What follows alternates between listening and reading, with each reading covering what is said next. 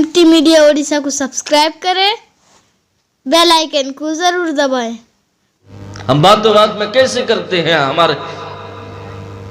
हम नमाज उठा कर देख लो, हमारी कोई एक नमाज हमारी इस मैदान में कोई हो बैठो तो कहो कि 2 रकात या 2 सजदा हमने जिंदगी में ऐसी पढ़े हैं और किए हैं कि अल्लाह के अलावा कोई सोच नहीं, कोई एक सोच नहीं। हमारे पास तरावी रमजान आने वाला है, अब क्या करेंगे? 2 ऑप्शन हैं हमारे नौजवानों के पास। तरावी में पैर दर्द होंगे, खत्म, तरावी में पैर दर्द होना शुरू हो जाएंगे तो क्या करेंगे? एक बस अल्लाह अकबर कहकर या तो पूरा जहन को यहां से हटा दो, सोचने लगो दुकान के, कारोबार के, और किसी के और किसी के। रुकू सजदा होके सलाम भी फेर दिया, हमको पता नहीं चलेगा। और एक ऑप्शन ये है कि बैठे रहो पीछे में जाकर, जैसे रुकू में जाएंगे शामिल हो जाओगे। ये हमारी नमाज है। अब खुदा न खास्ता कोई पीछे से हंस दिया तो हमारी हंसी निकल भी जाती है। जनाजे का हमारा आलम यह है कि अभी तो किसी से पूछे नहीं है। बहुत सारे कहते हैं मौलाना रब्बाना आतिना पढ़ देने से होगा नहीं दुआ में, जनाजे में। मैं कहे अल्लाह के बंदे, मोबाइल तुम्हारे हाथ में है, बस एक क्लिक करोगे तो तुम्हारे जनाजे की दुआ तुम्हारे सामने। रोज हर जनाजे में, अब तो जनाजा बहुत हो रहा है, हर जनाजे में यूट्यूब निकाले और उसको दुआ में पढ़ लिए, रख दिया। अगर 10-15 जनाजे में अगर पढ़ के तुम रख दिए, उर्दू में भी आएगा, इंग्लिश में भी आएगा, हिंदी में भी आ जाएगा, अगर अरबी पढ़े उसमें भी आ जाएगा। अगर रोजाना एक जनाजे में आप 2-3 मरतबा पढ़ लेंगे, क्या 1 साल 2 साल के अंदर याद नहीं होगा? याद नहीं होगा। हमने कोशिश किया ही नहीं है, कभी कोशिश नहीं है। अब नमाज में देखिए भाई, हम नमाज में पढ़ते हैं क्या है, कैसी नमाज पढ़ते हैं उसका भी जरा गौर कीजिए। रुकू में गए सुभान चल सुभान चल सुभान चल सुभान चल, सजदे में गए सुभान चल, भाई क्या तस्बीह पढ़ रहे हैं? सीधा रुकू से खड़े भी नहीं हुए हैं, बस समी अल्लाहु लिमन हमिदा वो भी बोलते नहीं। अब तशहुद में बैठते, हम लोग इमामत में आज को 20-22 साल से करता हूँ। पहले हम नमाज पढ़ाते थे तो तशहुद में पढ़ते पढ़ते एहसास हो जाता था कि अब मुक्तदियों की तशहुद ख़त्म हो गई, यानी उनका होंठ के हिलने का और ज़बान के टक टक होने की आवाज़ पहुंच जाती थी, तब हम अपना ख़त्म करके सलाम फेर देते थे। अब वो भी नहीं, दिल में पढ़ रहे हैं, दिल में हम पढ़ रहे हैं, और दिल में पढ़ना जायज़ ही नहीं है, नमाज ही नहीं, दिल में पढ़ रहे हैं। कोई नमाज न कोई अजान हमारी सही है, न कोई सूरत हमारी सही है। अल्हम्दुलिल्लाह अगर कोई हम खड़े होकर कहते 20-25 गलतियां इसमें निकलेगी तो क्या हमने सही किया है? हमारी दुआ कैसे कबूल होगी? हमारी नमाज कैसे कबूल होगी? ये मुसीबतें आएंगी कि नहीं? किसके पास शिकवा करेंगे? किसके पास जाकर? कोई सुनने वाला नहीं, एक ही जात है, वही है। किससे शिकवा मैं करूं,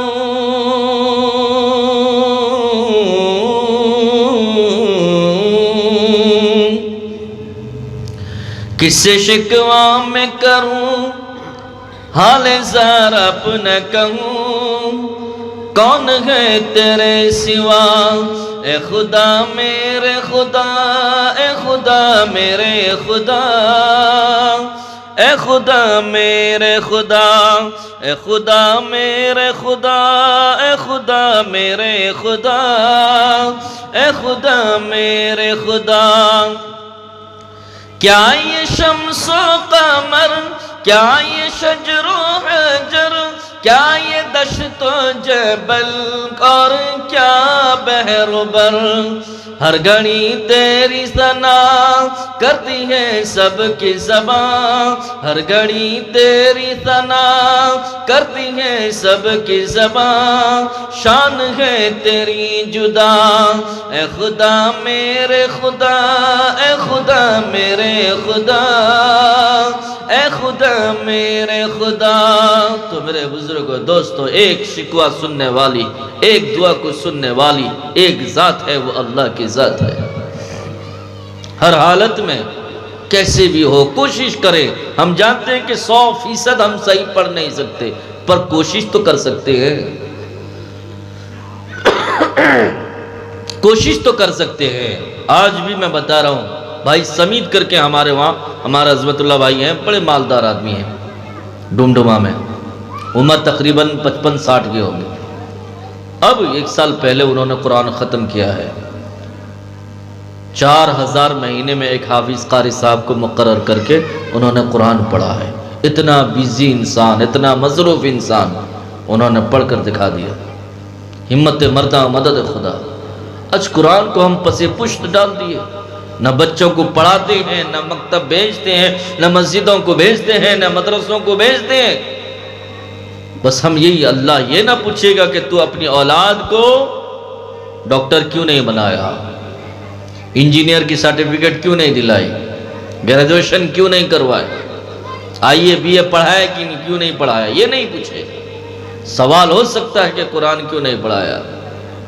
इतने पैसे इंग्लिश बोलने में तूने, इंग्लिश को सही करने में तूने खर्च किए हैं, कुरान को सही करने में कितना खर्च किया, अल्लाह पूछ सकता है। नबी भी यही कहेंगे, वक़ाल रसूल या रब्बि इन्ना कौमी इत्तख़ज़ू हाज़ल कुरआन महजूरा, कि अल्लाह मेरी उम्मत तो कुरान को छोड़ दिया था, कुरान को छोड़ दिया था। एक बाप अपनी बच्ची को कहते हैं, बच्चे 2-4 थे, अब्बू कुछ पैसे दो, पैसे दो। बाप ने कहा ठीक है हम पैसे देंगे, पर एक शर्त है कि जो पैसे हम तुमको देंगे उसको ऐसी जगह छुपाओ कि वो कहीं मैं अगर ढूंढो तो वो मिले नहीं। अगर नहीं मिला वो पैसे तुम्हारा। सबको पैसे पकड़ा दिए, बेटे बेटी सबको पकड़ा दिया, आंख मूंद लिया। बच्चों ने गए, कोई यहाँ वहाँ, बोले कि इसी रूम के अंदर या इसी घर के अंदर, घर से बाहर नहीं, शर्त लगी, लेके छुपा दिया। बच्चे बेटे बच्चों का जो था पैसा मिल गया, लेकिन लड़की का पैसा नहीं मिल पाया। बेटा बाप ने कहा कि बेटी तुमने कहीं बाहर तो नहीं छुपाया? कि नहीं अबू, इसी घर में, इसी रूम में छुपाई मैंने। फिर ढूंढ रहा है, नहीं बेटी तुम कहीं और छुपा दी। नहीं अबू, इसी रूम में छुपाई। चलो ठीक है, सबको पैसा मिल जाएगा, कोई बात नहीं, पर छुपाई का मुझे दिखाओ। बेटी आराम से जाती है, ताक से कुरान निकालती है और खोल के दिखाती कि पैसा यहाँ। बाप सर पकड़ लेता है, सर पकड़ के रखते, बेटा तुमने इसमें रखने क्यों रखा? तुम्हारा जहन में ये बात कैसे आई कि तुमने यहां रखना है मुझे? ना बुजान, मैं जब से आंखें खुली हैं तब से मैं देखती हूँ हर चीज को इस रूम में आप और मम्मी भाई लोग इस्तेमाल करते हो, हाथ लगाते हो, लेकिन मैं देखती हूँ एक ऐसी किताब है जिसको कोई छूता नहीं है, कोई हाथ लगाता नहीं है, कोई इसे देखता नहीं है। दीमक इस पर लगे हैं, गर्द गुबार इस पर लगे हैं। अब्बू जान, मैंने सोचा कि इससे बेहतर जगह कोई छुपाने के लिए नहीं है। आंखों से आंसू आ गए। बेटी के पेशानी को गुस्सा दिया, कुरान को सीने से लगाया कि वाकई में हमने सब जगह हमने साफ किया, सब जगह हमने देखा, पर कुरान पर कभी हमने हाथ नहीं लगाया। बच्चों की अकल आती है, वहीं से समझते हैं। तो हमने कुरान को पसे पुश्त डाल दिया। दोस्तों बुजुर्गों, किसी चीज को उठाओ शरीयत के, दीन के, किसी पर हम 100% नहीं, पर 50% भी नहीं है। नमाज की तो बात बताई, कैसे नमाज पढ़ते हैं हम। जी चाहा तो सुबह उठ कर गया, जी नहीं चाहे तो नहीं गया। और अल्लाह को रब मानी इबादत जरूरत है, मनमानी इबादत नहीं चाहिए। रब जो चाहता है वो इबादत अल्लाह को जरूरत है। हम क्या चाहते हैं? हमारा जी चाहा तो हम गए, नहीं तो छोड़ दिए। बारात में जाएंगे, सबसे पहले पूछेंगे कि मर्दाना खाना कहाँ मिलता है।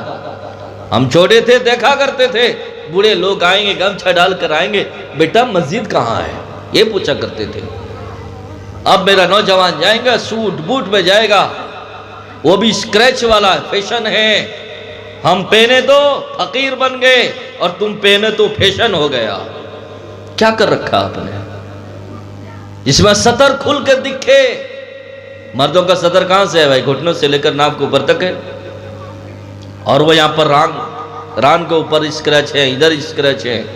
वहां, और ऐसे लिबास पहनेंगे जिससे नमाज पढ़ ही नहीं सकते। स्क्रैच वाला फटा पहनकर नमाज पढ़ोगे तुम नहीं पढ़ सकते।